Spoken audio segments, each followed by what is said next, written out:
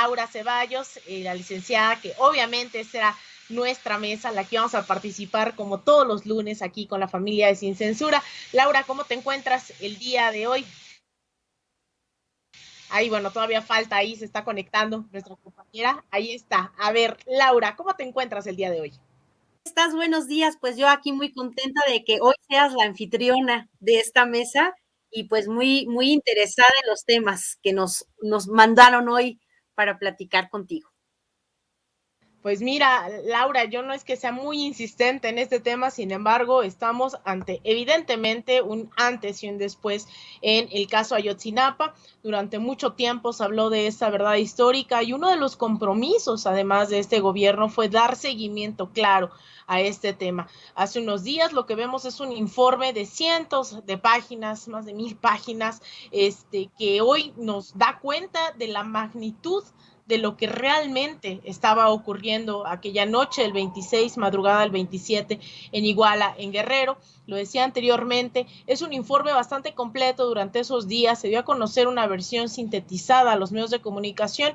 Sin embargo, ahora que se publica el informe completo de esta comisión, son 8 anexos en los cuales es bastante complejo, ¿no? Saber el nivel de responsabilidades en lo local, en lo estatal, en el ejército, también dentro, obviamente, del narcotráfico y esa cadena de mando. Hoy dice el presidente López Obrador que Enrique Peña Nieto y el general Cienfuegos no necesariamente se pidió que se investigaran, sin embargo, no hay impunidad. Primero quisiera continuar con eso. Laura, ¿qué opinión te merece? Mira, la verdad es que es un esfuerzo brutal porque hay que entender una cosa, la verdad histórica es la que se logra hacer a partir de documentos que en este caso la autoridad produce. Para el caso específico de Ayotzinapa se produjeron documentos que fueran ad hoc a las necesidades de explicar una realidad alterna. Esa se convirtió en su mantra, en su discurso, y a eso le llamaron verdad histórica. Y se apegaron tanto a él que, pues obviamente, borraron evidencias, borraron pruebas, borraron quitaron incluso del planeta Tierra mucha gente que estuvo involucrada, los sacaron de la cárcel y luego los persiguieron para asesinarlos fuera de la cárcel. Entonces, poder llegar a este punto, hoy preguntaba una reportera que si no se habían tardado mucho tiempo, pues claro que se tardaron mucho tiempo porque hubo que desenredar 10 cañas con anzuelos y tratar de lograr una explicación a algo que es realmente inexplicable. Seguimos sin saber el por qué y seguimos sin saber el dónde, aunque haya indicios, aunque haya de alguna manera estas pruebas, pero lo importante aquí es cuando se sepa el por qué y el quién, se va a dar verdaderamente cierre a esta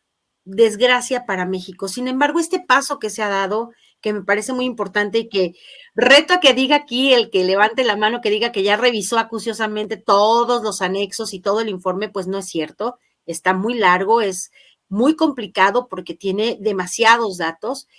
Y algo que creo, Alina, es que eh, el que se mencionen unos nombres y no otros no cierra la posibilidad de que más adelante salgan, porque, bueno, está detenido hoy Murillo Karam, que, digo, también comentario verde por ahí, seguramente le van a encontrar 215 enfermedades que permitan seguir su proceso en libertad, porque eso lo van a intentar, pero no es lo mismo ser el procurador de otros tiempos a ser el perseguido de hoy. Y lo más probable es que, pues de alguna manera, esta presión funcione para empezar a decir cosas que le hagan tener mejores posibilidades ante la justicia de convertirse en un testigo colaborador, pues para mejorar su situación. Al final de cuentas, a nadie le gustaría perder su vida, lo que le reste de vida guardado, y sobre todo por que es un crimen que no prescribe, la desaparición forzada, y lo que resulte, lo que concluyó el informe, ninguno de estos delitos prescriben nunca. Entonces, Obviamente las penas que se les impongan a las personas que resulten responsables, pues serán de la misma magnitud que la profundidad de su participación en ellos. Entonces, yo creo que estaremos escuchando nuevos nombres que se podrán ir añadiendo. Y muy importante, Alina, el presidente desde el principio nos advirtió, yo no le voy a meter la mano a acusar a alguien. Y eso está bien, porque antes nos acostumbrábamos a que pues el presidente acusaba, juzgaba, ponía gobernadores, ponía, no sé, gente que le hiciera el trabajo sucio. Hoy cada poder tiene su propio espacio de trabajo y el presidente ha dicho, yo no voy a perseguir porque en dado caso para eso está la fiscalía y para eso está el poder judicial. Y deja abierta una posibilidad que creo que de alguna manera, pues nada más los que lo escucharon con atención entendieron, el presidente no va a meter las manos tampoco para evitar que alguna de estas denuncias que pudieran llegar prospere, porque eso es también bien importante. Una cosa es que él no persiga y otra cosa es que él meta las manos para decir, no, a este no me lo toques porque es mi compa.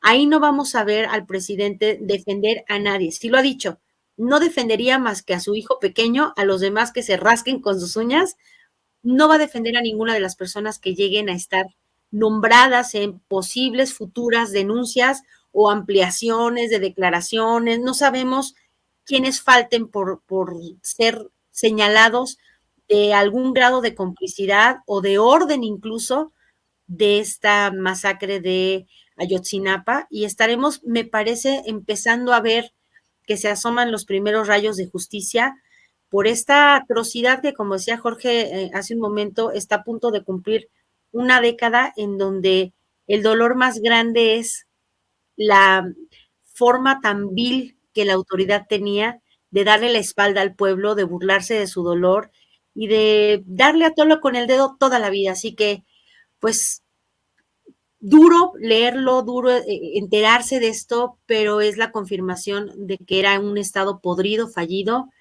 y pues hoy tenemos una autoridad que hace el mayor esfuerzo, me parece, por encontrar no una verdad histórica, sino la realidad de lo que vivieron estos muchachos y a dónde están. Mira, Laura, yo creo que hay que insistir, ¿no?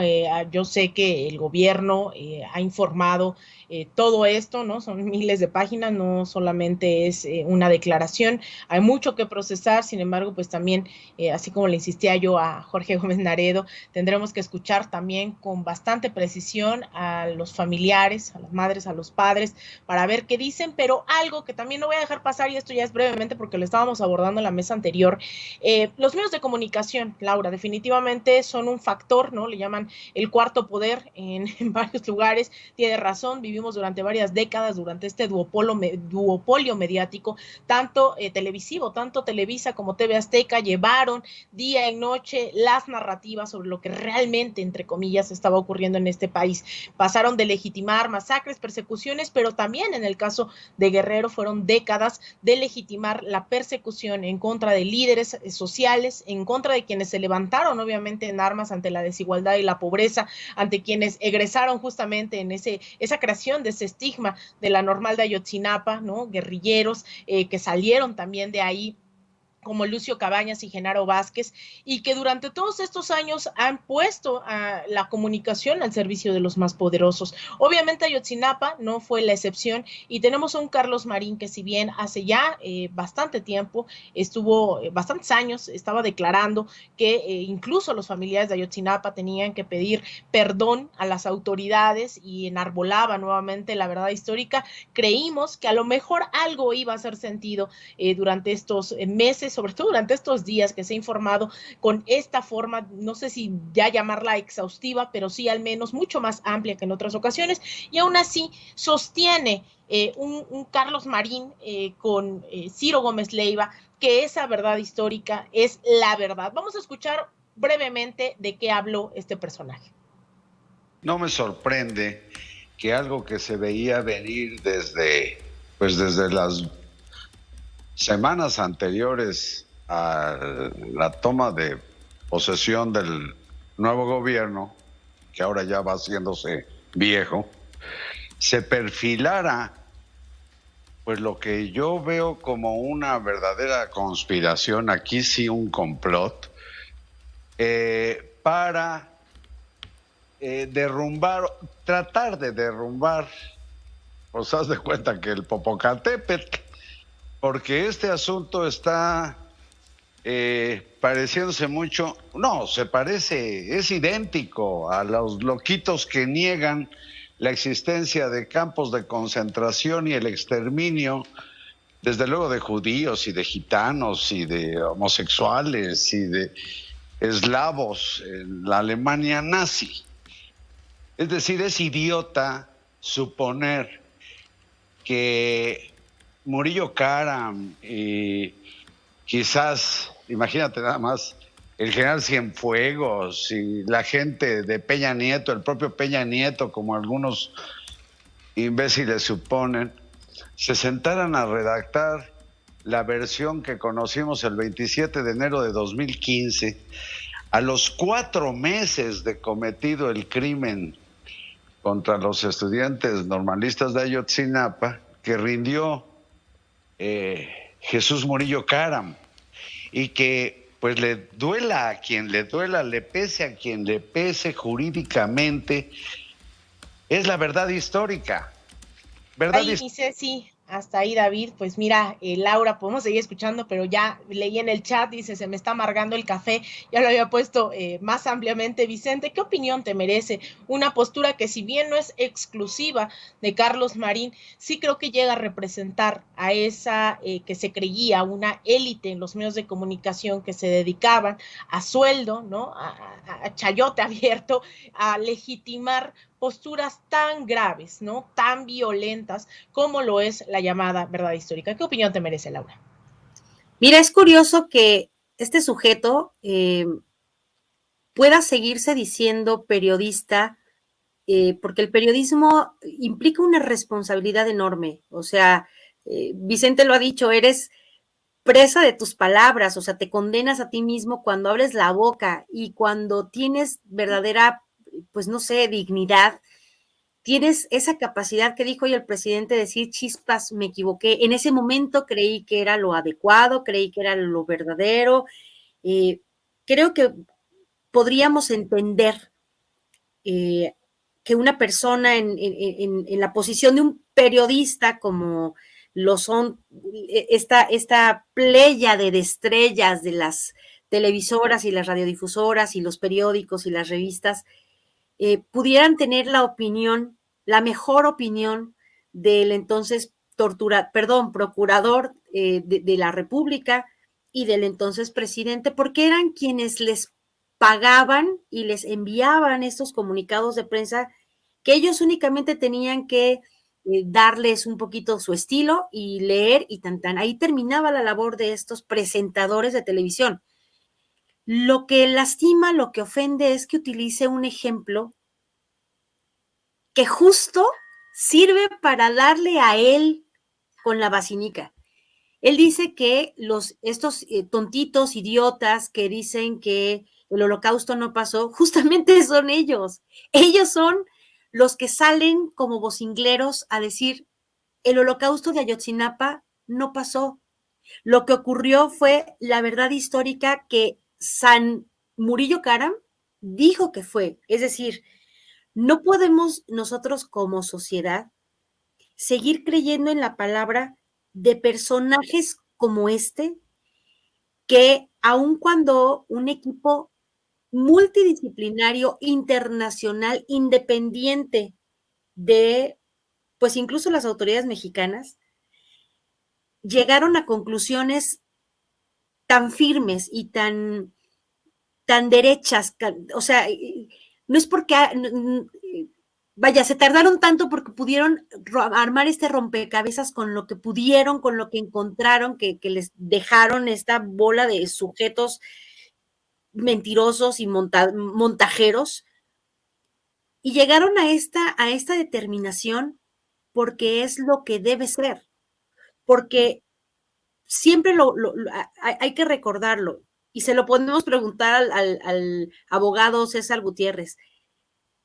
Un soldado no toma una decisión motu propio y se lanza a hacer las cosas que se le antojen. Jamás lo vas a ver. Los soldados tienen esta obligación de obediencia jerárquica y los soldados hacen lo que se les ordena hacer. No ponen en duda jamás si está bien o si está mal, es lo que hay que hacer. Y también hay que entender que un soldado de grado superior, un general secretario, tampoco toma una decisión unilateral, porque tiene encima un comandante supremo de las Fuerzas Armadas.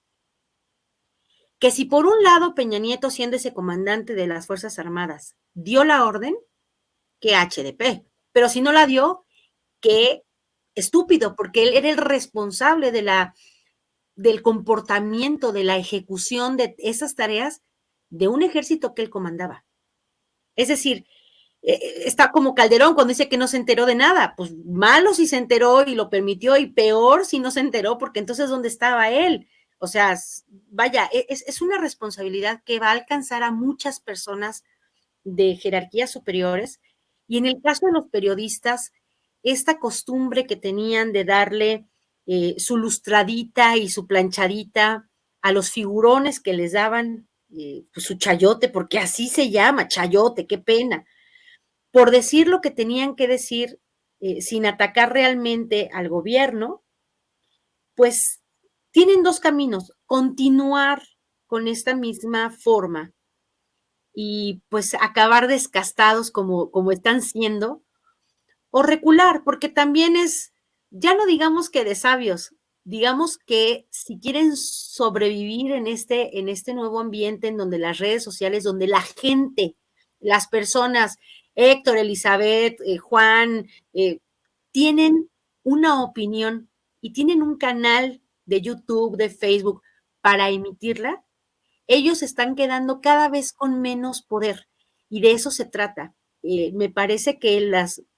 redes sociales le han venido a dar nuevo aliento al periodismo, un periodismo de investigación, un periodismo serio, responsable, justamente preguntándole a la ciudadanía qué piensan. Por ejemplo, los papás de Ayotzinapa fueron objeto de burlas de esos sujetos, de esos Carlos Marines, que decían que ya, o sea, eso les pasaba a sus hijos por revoltosos. Entonces, me parece que él, si tuviera 2 centímetros de dignidad, hubiera pedido una disculpa y de puntita se hubiera retirado directamente allá por el rancho del Presi y más adelante, ¿no? Pues mira, Laura, yo creo que estamos, y con eso cierro este tema de Ayotzinapa para pedirte tu opinión de otro. Estamos ante un momento realmente histórico, no de la verdad histórica, sino de un quiebre entre no solamente reparación de los daños, realmente acercarnos a ese camino de la justicia, sino sobre todo creo que esto nos ayuda como sociedad no solamente a ver que la presión social es el camino, la organización, el acompañamiento, sino además establecer garantías de no repetición. En un país donde el tejido social ha costado decenas de miles de muertos, de muertas, de desaparecidos, de desaparecidas, de feminicidios, la justicia se torna algo que tiene que ser medular dentro de, no solamente de México, dentro de las sociedades. Y yo creo que ante ese camino de la justicia está la reparación de los daños y el establecimiento de garantías de no repetición. Entonces yo creo que Ayotzinapa no solamente ya sentó un precedente, porque fue además mediático, no es que los desaparecidos y desaparecidas no existieran en este país, fue algo que logró evidenciar estas cadenas de mandos, estas complicidades, estas acciones y omisiones también por parte de funcionarios que pudieron haber ido a investigar, sea porque había un soldado, sea porque había alguien en peligro. En este caso fueron más de 40 estudiantes de una de las poblaciones más vulnerables. También hay que entender que no es casualidad que sean de la normal de Ayotzinapa como un proyecto realmente para las comunidades más marginadas. Recordemos que estas normales son un proyecto educativo durante el sexenio de Lázaro Cárdenas que busca aglutinar justamente un proyecto para esas comunidades pobres, campesinas, cuya aspiración de una mejor vida, de una vida digna, pasa también por formarse como profesores. Entonces, estamos hablando de un ataque a las comunidades pobres, a los históricamente marginados, que no tenían nada que perder y aún así les asesinaron, y esta red de complicidad. Entonces yo creo que esto nos da para muchos otros análisis, muchas horas más de estar, sobre todo, no solamente dialogando, sino organizándonos y pensando que hubo un antes y un después, también gracias a la movilidad social, a la organización popular, a la presión en las calles, al acompañamiento a los familiares y también al acompañamiento de esas organizaciones, sobre todo como Tlachinolan y como el Centro PROD, que durante todos estos años han dado acompañamiento al caso Ayotzinapa. Y bueno, yo obviamente, si estoy en Sin Censura, no me voy a quedar con las ganas de decir, grábenos, don David, porque ya vamos, obviamente, a otro tema. Yo te quiero preguntar, Laura, hace unos días lo que veíamos era una Rosario Robles. Rosario Robles, ex secretaria de Desarrollo Social durante el gobierno de Enrique Peña Nieto, que sale de la cárcel, más no queda libre. Tenía estas imágenes bastante poderosas mientras hablábamos de Murillo Karam. Por otro lado, estaba ocurriendo esta salida de Rosario Robles de la cárcel. Sin embargo, hoy por la mañana, esta persona que está hablando, que en realidad podemos hablar de ella no como una exfuncionaria nada más, sino acusada del desvío de más de 5,000 millones de pesos, conocida como la estafa maestra, nombre adjudicado a una investigación en la cual estuvo ahí Nayeli Roldán, otros compañeros, colegas, que dan a conocer este desvío de recursos mientras ella era secretaria de Desarrollo Social, insisto, durante el periodo de Enrique Peña Nieto. Pues hoy nuevamente es motivo de estas discusiones, de este análisis, porque hoy en la mañanera se toca nuevamente el tema de Rosario Robles.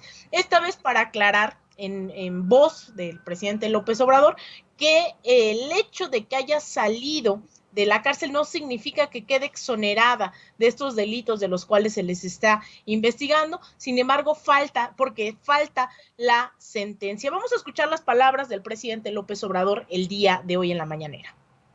Sí, al presidente, el viernes también, bueno, pues vimos la salida de Rosario Robles del penal de Santa Marta, cambio de medida cautelar, va a seguir el proceso en domicilio. Preguntarle el hecho de que únicamente ella, en toda esta investigación conocida como la estafa maestra, pues la única que haya sido detenida en un alto nivel, la única secretaria de Estado haya sido Rosario Robles, ¿no indica que debería también tener celeridad, o si usted considera que la Fiscalía General debería de avanzar en estos asuntos para que se pues investigue o se avance en estas investigaciones en torno a otros secretarios de Estado, y que bueno, a final de cuentas también esto apunta al expresidente Enrique Peña Nieto? Si no considera que se ha tardado este proceso y que ha sido únicamente pues de señalar a una sola persona cuando pudiera haber más implicados. Pues está en manos de jueces, y sí coincido de que tardan mucho. O sea, porque no hay sentencias.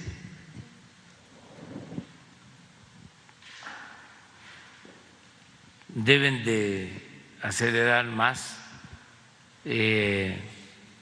los procesos para que haya sentencias. En el caso de Rosario Robles, ella pidió seguir su proceso en su domicilio por una cuestión de salud, y el juez concedió el que continúe el proceso en su casa. No significa que queda libre, nada más que tiene que haber sentencia. Y ya pasaron 3 años. Y ya pasaron 3 años. Y así hay muchísimos casos, al grado que estoy proponiendo que la Secretaría de Seguridad Pública se ocupe de este asunto, porque hay mucha gente en prisión que lleva años sin sentencia, enfermos, ancianos, indígenas que nunca han tenido abogados que los defiendan, y ya emití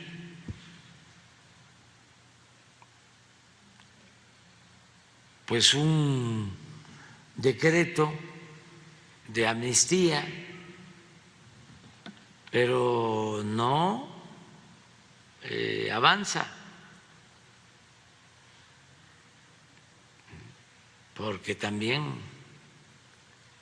parece como si estuviésemos en la época colonial, que se decía, se acata pero no se cumple.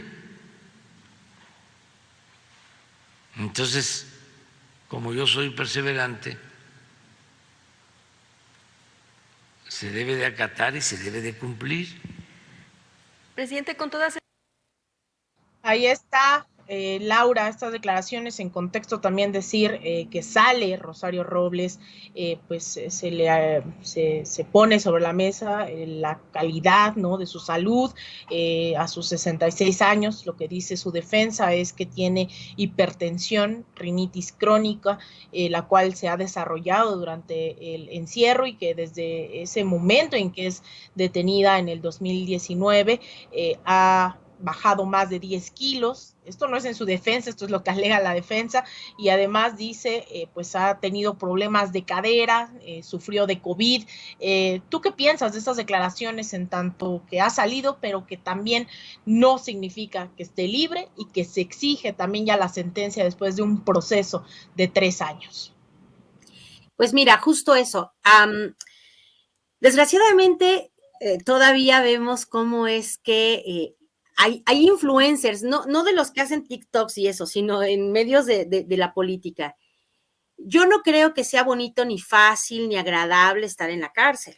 Por supuesto que no le deseo, bueno, a uno sí se los deseo y de todo corazón, pero no es un ambiente bonito. Yo tuve oportunidad de trabajar un tiempo en el Reclusorio Norte y de verdad que es un espacio, híjoles, que te deprime, que te apabulla, no es agradable. Pero el que llega, pues desgraciadamente, bueno, hay de dos sopas, ¿no? A los que les fabricaban delitos y a los que agarraban, pues a lo loco. Y estas personas que llegan, obviamente acusadas de crímenes de cuello blanco, de situaciones que no ponen en peligro la vida de las personas. Entonces, esa es una de las cosas que, a diferencia de Murillo Karam, él puede decir que tiene hipertensión, hipocrónico, gota, no sé, callos, uñas encarnadas, lo que quiera decir, pero sus delitos, los delitos por los que se le acusa, todos son del tipo grave, porque involucra la vida de las personas. En el caso de Rosario Robles, aunque no es un delito bonito, el desvío de 5,000 millones de pesos mínimo, en términos imaginarios no ponen en peligro inmediato la vida de una persona. Claro que sí la pusieron en peligro porque millones de personas se quedaron sin obtener, no sé, estos beneficios de los programas que tenían en el gobierno de Peña Nieto, y obviamente sufrieron todo lo que te puedas imaginar, hasta haber sido pues tomados por el crimen organizado para poderlos reclutar para sus labores de crimen en general. Pero esas son las dos diferencias entre una puesta a disposición de una persona que comete un fraude y otra que cometió o que está involucrada en delitos graves. En el caso de Rosario Robles, ella desde el principio dijo que iba a entregar su pasaporte, todo lo que le pidieran, para que ella pudiera llevar su proceso excarcelada. Obviamente, no puede salir a pasear ni se puede ir de shopping porque tiene una serie de restricciones que la obligan a estar en su casa en un proceso domiciliario. En segundo, no está liberada porque hay diferentes etapas en el proceso penal.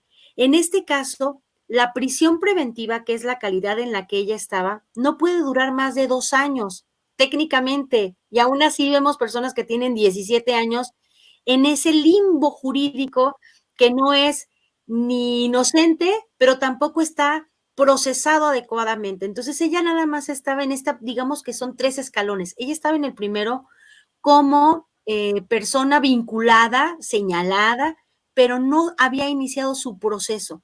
Entonces, el que la haya liberado no significa que ya le dieron una sentencia de libertad. Viene apenas la etapa del proceso en sí.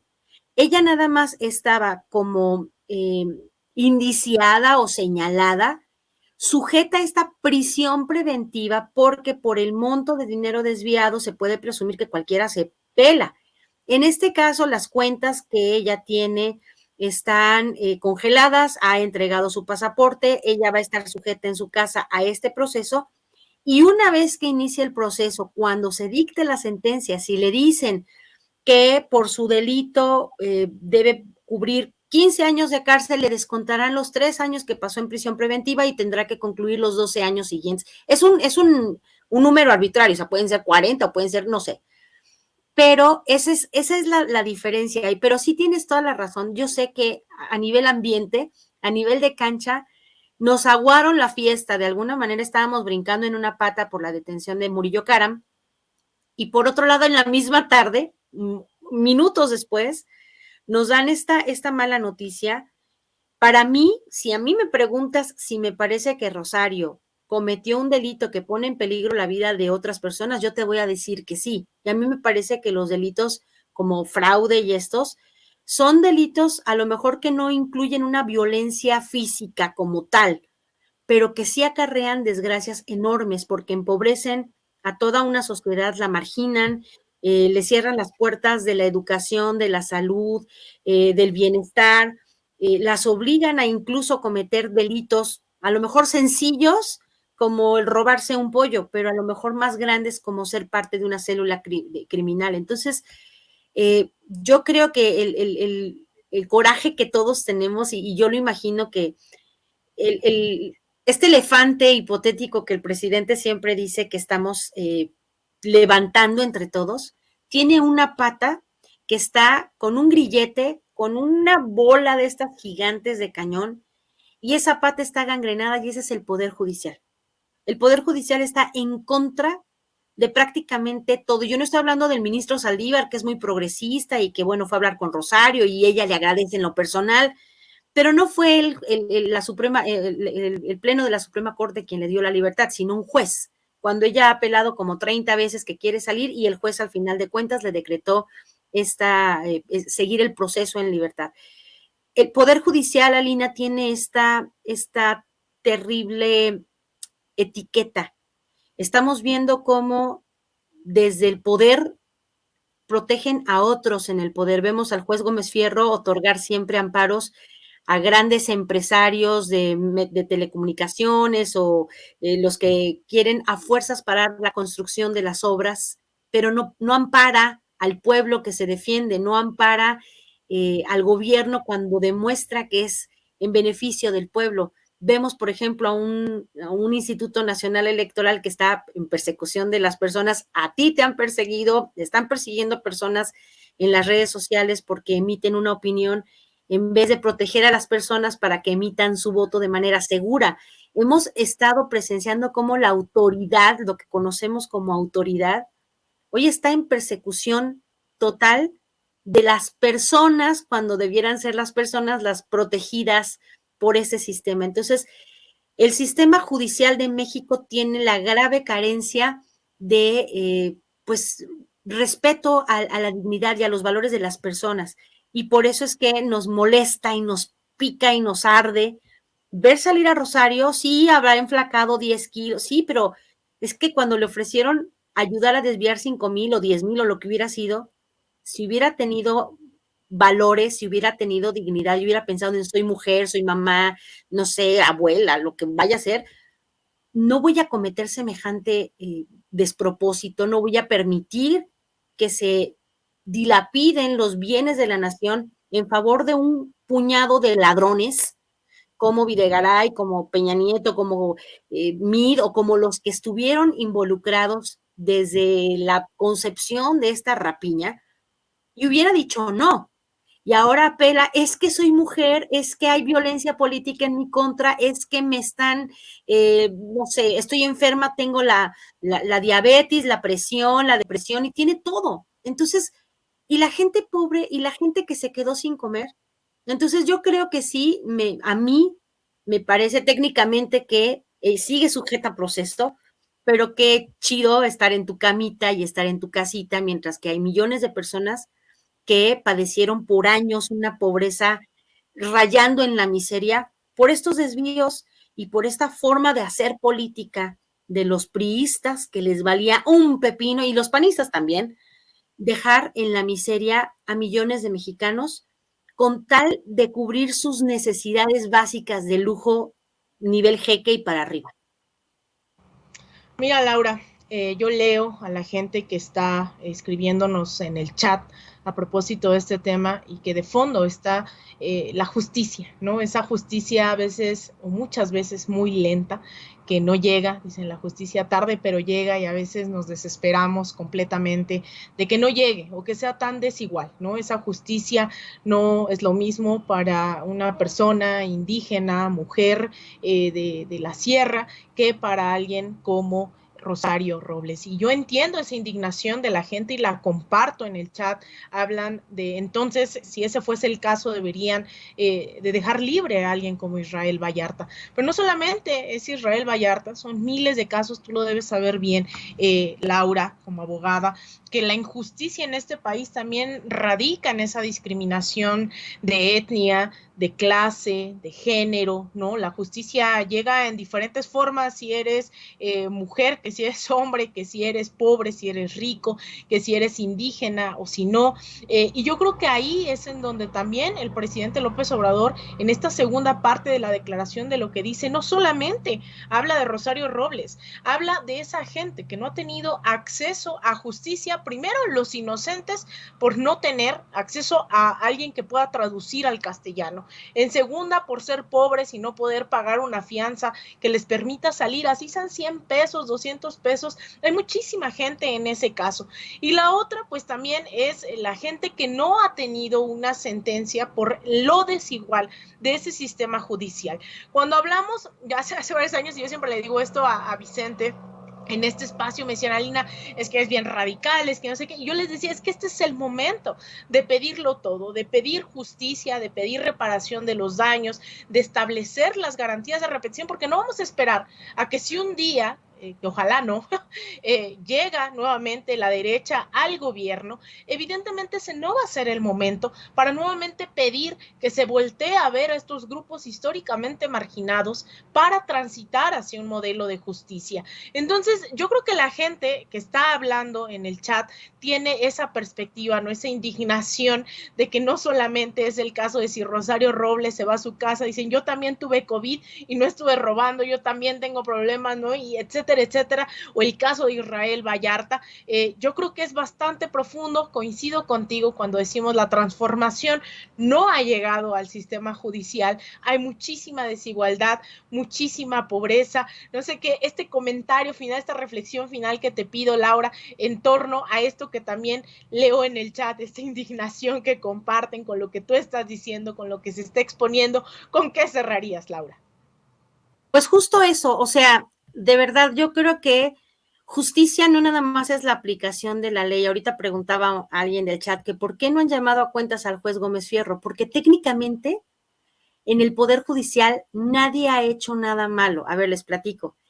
El Poder Judicial tiene dentro del Consejo de la Judicatura un área que se llama disciplina judicial, y cuando las personas que trabajan en un juzgado o en un tribunal acusan, por ejemplo, están viendo que el juez está cogiendo dinero o está emitiendo sentencias que son contrarias a la lógica, pueden hacerlo de manera anónima y acusan ante disciplina estos actos. Y llega disciplina y obviamente, como si fuera una auditoría contable, llegan y checan expediente por expediente, checan absolutamente todo, y si al juez le encuentran alguna irregularidad, además de que lo separan del cargo, ay, aquí está el señor Ramiro Padilla Tondo, saludos.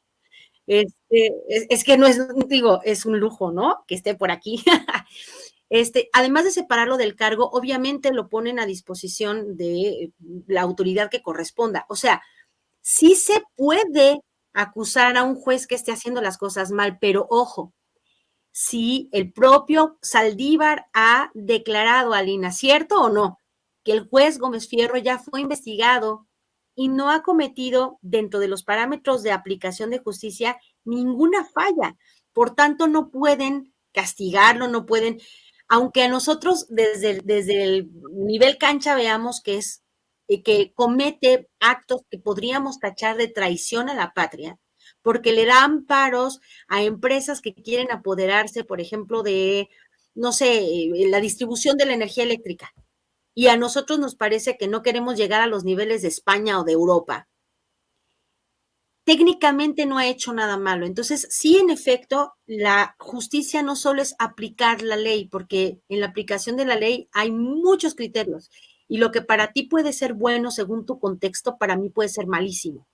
Justicia es, como dices, exigir lo que a la sociedad le ha sido negado, que es justamente la satisfacción de ver que quien ha cometido un mal acto y en contra del pueblo alcance justamente esa reparación. Primero, la no repetición, segundo, la reparación. Y yo te voy a decir una cosa, yo creo firmemente, es mi convicción, que una persona que se roba un peso es tan culpable como la que se roba 5,000 millones, sí, pero ¿en qué contexto te los robas? Si es porque tienes hambre, como mucha gente que está guardada. A mí me tocó conocer el caso de una señora aquí en Cuernavaca que recibió en plena Navidad, las señoras que venden musgo y estas cosas, le dieron un billete de 500 pesos. Llegó a comprar, pues no sé, su leche, lo que sea, descubrieron que el billete era falso y la mandaron 7 años a las Islas Marías por uso de moneda falsa.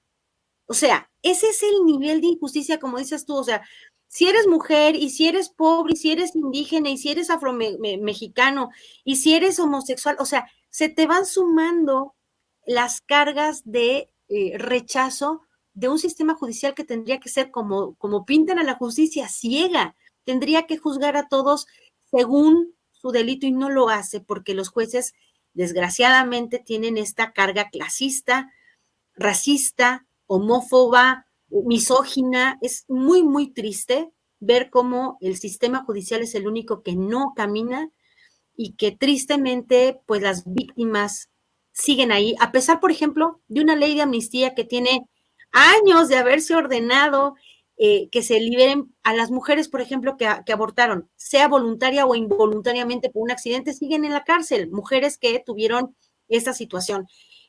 Creo que si algo, como lo acabas de decir, perfecto, si algún momento es excelente para exigir es porque no sabemos mañana. Esperemos que, toco madera, no regresen nunca, pero eso no lo podemos predecir. Por tanto, tenemos que estar lo más preparados jurídicamente, protegidos a nivel valores, de derechos, para que no nos vuelva a pasar un Enrique Peña Nieto, un Calderón, un Fox, un Cedillo, un Salinas, un etcétera, no, o un Echeverría, un Díaz Ordaz. O sea, necesitamos verdaderamente como sociedad hacer que esta lucha tenga la expansión necesaria, que todo el mundo sepa, porque necesitamos una sociedad unida y dejarnos de pensar, bueno, pues ahí solita, que cuando salga, no puede ser posible que tengamos a personas que tienen 14, 17 años esperando pasar al siguiente escalón del proceso judicial. Entonces, muy lamentable esto, pero no es lo que tenemos, pero no nos debemos conformar, sino tenemos que estar exigiendo que la Suprema Corte y el Poder Judicial se renueven también, así como exigimos la reforma electoral. Esto ya no puede continuar así, necesitamos que se mueva, porque estamos en un marasmo de impunidad, no gracias al presidente, sino gracias a esta autoridad judicial que no camina para ningún lado. Totalmente de acuerdo, Laura. Y sobre todo cuando decimos hay que seguirnos organizando, hay que seguir exigiendo, creo que de fondo está esa demanda explícita de que queremos una transformación, ¿no? Las cosas no cambian por arte de magia, lo he dicho hasta el cansancio aquí, no cambia incluso, lamentablemente, solo yendo a depositar un voto a las urnas. Hace falta mucho más que eso y creo que este es un gran paso, ¿no? El primero, mantener informada a la población, el ser críticos de lo que hoy está ocurriendo, eso es un gran paso. Hace unos días, te comparto y con eso cierro, Laura, estábamos en una presentación con Jesús Ramírez Cuevas, el vocero de la presidencia, y nos preguntaban en qué momento está la transformación de este país, de dónde venimos, pero sobre todo, hacia dónde vamos. Y yo creo que ya, yo sé, el público, yo sé que sabe que me la paso hablando de América Latina, porque ya hay varios ejemplos de en dónde acabaron esos gobiernos que no permitieron continuar y profundizar el debate, esa crítica y autocrítica, los medios públicos, el rol, ¿no?, que han tenido la organización popular, tomar las calles. Quienes dejaron las calles, quienes dejaron de ser autocríticos, pues les vinieron golpes de Estado, no tuvieron capacidad de reacción, pero quienes están formando políticamente todo el día, y además valga el comercial, yo sé que muchas son paisanas que nos ven en Estados Unidos. Pronto estaremos con la coordinación internacional del Instituto de Formación Política allá por Nueva York a mediados de octubre. Los que no estuvieron en esa dinámica de formación los que sí estuvieron en eso, hoy siguen en el gobierno, hay relevo generacional, se ha avanzado, mas no perfectamente, en demandas laborales, de justicia, de reparación de los daños, y creo que a eso tenemos que seguirle apostando. Querida Laura, ¿en dónde te pueden encontrar? ¿En dónde te puede seguir nuestra audiencia? Pues bueno, yo estoy en Sin Línea MX todos los días a las 11 cuando no tengo que trabajar de abogada. También estoy en YouTube, bueno, estamos en YouTube, en Facebook y todo, pero en Twitter estoy como @CeballosLaura y en Facebook Laura Ceballos _ Sin Línea MX, que por ahí ponemos también todos los videos que vamos produciendo. Y aprovecho el comercialote. En Sin Línea tenemos en la página un nuevo canal que es televisión abierta. Entonces, vamos a estar migrando todos los programas que hacemos en vivo de YouTube al canal para que ahí no nos van a censurar ni música, ni imágenes, nada, porque es televisión en vivo. Así que los invitamos a que vayan, se asomen a la página y le pongan ahí suscribirse. Está muy padre porque después, cuando no hay programas, ponemos películas y ponemos música y está bien bonito. Muchísimas gracias, querida Laura, como siempre, un gusto coincidir contigo todos los lunes en esta mesa de análisis. Te mando un abrazo hasta donde te encuentres y seguramente nos vemos por aquí en Sin Censura la próxima semana. Un abrazo, comadrita linda. Ahí está Laura Ceballos, mi comadre, además de abogada, analista, todos los lunes aquí en esta mesa de análisis entre las 2. Amigos, amigas, regresamos en breve, pero mientras seguimos hablando sin pelos en la lengua, sin censura, usted puede suscribirse a nuestros 3 principales canales en YouTube. Sin Censura Media, en donde tenemos más de 1,600,000 suscriptores, Sin Censura TV, en donde tenemos más de 1 millón de suscriptores, y en Sin Censura Presenta, en donde queremos llegar muy pronto a los 100,000 suscriptores. Si usted ya está inscrito en Sin Censura Media, suscríbase en Sin Censura TV. Si ya está suscrito en Sin Censura TV y Sin Censura Media, suscríbase a Sin Censura Presenta. Recuerde que es gratis, no tiene que sacar un solo centavo de su bolsillo para apoyarnos. Dele clic en la campanita para que los señores y señoras de YouTube envíen las notificaciones cuando estemos transmitiendo en vivo y en directo o estemos subiendo videos. También nos puede seguir en Twitter en @_Vicente Serrano y hasta en Instagram. Ojo, también estamos en Instagram. Son nuestras redes sociales y con el apoyo de ustedes seguimos creciendo, porque con ustedes todo, sin ustedes nada.